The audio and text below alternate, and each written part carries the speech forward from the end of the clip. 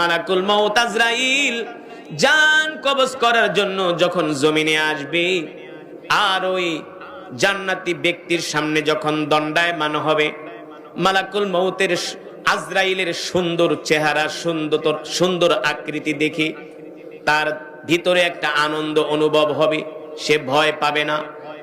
মালাকুল মউত আজরাইল বলবে, শোনো, আমি আল্লাহর বান্দা মালাকুল মউত আজরাইল, আমি তোমার জান কবজ করার জন্য আসছি, তুমি ভয় পেও না।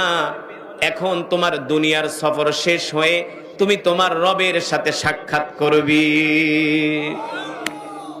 ভয় পেও না, এখন তোমার দুনিয়ার সফর শেষ হয়ে যাবে।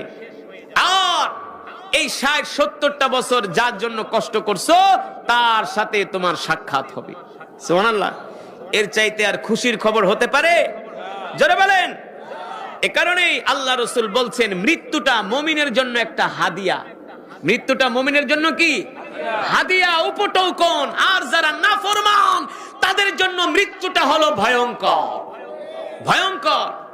তখন মালাকুল মউত আজরাইল ওই ব্যক্তির কাছে আসবে, জান্নাতি ব্যক্তির কাছে আয়েশা বলবে, শোনো, আমি এখন তোমার জান কবজ করব, তুমি ভয় পেও না, ভয় পেও না। দেখবেন অনেক সময় অনেক ডাক্তারের কাছে যান ইনজেকশন পুশ করার জন্য।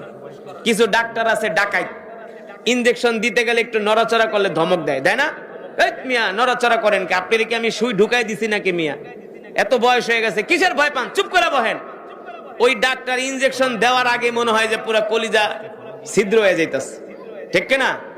আবার কিছু ডাক্তার আছে সুন্দর ব্যবহার করে, চাচা ভয় পায়েন না, আমি আপনাকে ইনজেকশন পুশ করব, আপনি একেবারে টেরই পাবেন না, পিঁপড়ার কামড়ের মতো একটু টের পাবেন। গল্প করতে করতে ইনজেকশন ঢুকায় দেয়, টের পাওয়া যায় না, ঠিক কিনা? টের পাওয়া যায় না। এইভাবে করে ইনজেকশন দেয় ভালো ডাক্তাররা, রোগীকে অভয় বাণী শোনায়, আশার বাণী শোনায়। ঠিক মালাকুল মউত আজরাইল আয়েশা বলবে, শোনো, আমি তোমার জান কবজ করার জন্য জান্নাত থেকে একটা খুশবু নিয়ে আসছি। সুবহানাল্লাহ বলেন। আল্লাহ তাআলার কোরআন বলছেন, ইয়া আইয়াতুহান নাফসুল মুতমাইন্নাহ ইরজিই ইলা রাব্বিকি রাদিয়াতাম মারদিয়া ফাদখুলি ফি ইবাদি ওয়াদখুলি জান্নাতি। সুবহানাল্লাহ বলেন।